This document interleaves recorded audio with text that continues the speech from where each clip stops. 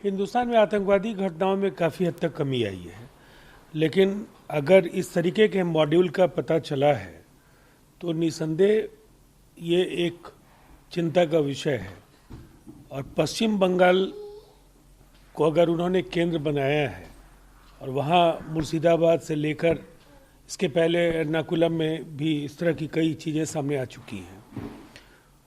केरल के एर्नाकुलम में जो चीज़ें सामने आई उस समय भी लोगों को हैरत हुई थी, लेकिन अब पश्चिम बंगाल में बड़ी संख्या में लोगों की गिरफ्तारी के बाद अब बंगाल सरकार को कहीं ना कहीं आतंकवाद के खिलाफ एक बड़े कार्रवाई के लिए तैयार रहना चाहिए।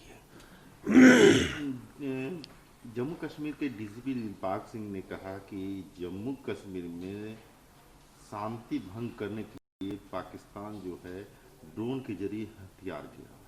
देखिए, पाकिस्तान एक हारी हुई लड़ाई लड़ रहा है। जो हाल के दिनों में कुछ बड़े फैसले हुए, उन फैसलों से कश्मीर में पाकिस्तान की जो जमीन थी, जिस तरीके से वो आतंकवाद को प्रायोजित करते थे और पार ले जा करके ट्रेंड आतंकवादियों के जरिए कश्मीर को लगातार वो मुश्किलों में डालने का काम कर रहे थे, उन घटनाओं में काफ़ी कमी आई। लेकिन अब ये जो एक नए खेल की शुरुआत हुई है, ये जरूर उनकी कोशिशों को बहुत नज़रअंदाज करने की स्थिति नहीं बनती है। उनके खिलाफ ज़्यादा सजग और सतर्क होकर के ड्रोन के जरिए हथियारों को गिराए जाने वाले जो कार्रवाई को लेकर ज़्यादा सतर्क होने की जरूरत है। कृषि बिल को लेकर के हाय तौबा मचा हुआ है। इसी बीच टीआरएस ने कहा है कि यह कृषि बिल जो है चीनी लेपित मटेरियल है और ये राज्यसभा में टीआरएस जो है वो इसका विरोध करेगी।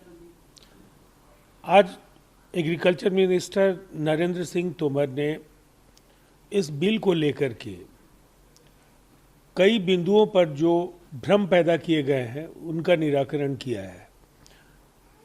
जिस तरह से उन्होंने एमएसपी को लेकर के दो टूक कहा कि इससे एमएसपी का लाभ किसानों को मिलता रहेगा, एमएसपी का फैसला एक प्रशासनिक फैसला है भारत सरकार का और इस बिल से उसका रिश्ता नहीं है। वो जो सुविधाएं किसानों को मिल रही थी वो लाभ जारी रहेगा। दूसरी तरफ कॉरपोरेट लॉबी को लाभ पहुंचाने से लेकर के अन्य कई प्रश्नों पर भी उन्होंने बिंदुवार स्पष्ट कर दिया है कि किसानों के हित में ये बिल है और इस बिल को पास कराने में सबों को आगे आना चाहिए। मुझे लगता है संवाद आवश्यक है और इस पर टकराव के बजाय ट्रेजरी बेंच को भी चाहिए कि विपक्ष को विश्वास मिले। प्रधानमंत्री लगातार बिहार को सौगात देते रहे, बड़ी बड़ी योजना, रेल योजना, क्या क्या। अब 21 दिसंबर को वो 9 राजमार्ग परियोजनाओं का आधारशिला रखेंगे। इसके अलावा हर गांव को फाइबर ऑप्टिकल फाइबर से जोड़ने की पहल को लेकर के 45,945 गांव को इससे जोड़ने की आधारशिला रखेंगे, उद्घाटन करेंगे। बिहार के इस पुनर्निर्माण यात्रा का जो ये दिन है, निसंदेह एक महत्वपूर्ण पड़ाव है। एक तरफ 9 हाईवे परियोजनाओं को वो जारी करेंगे, शिलान्यास करेंगे और दूसरी तरफ ऑप्टिकल फाइबर के जरिए बिहार के 46,000 गांव तक इंटरनेट की सुविधा पहुंचाना आज कहीं ना कहीं जो संचार क्रांति की दिशा में जो हमारे प्रयास हैं उनको अमली जामा पहनाने में काफी इससे मदद मिलेगी।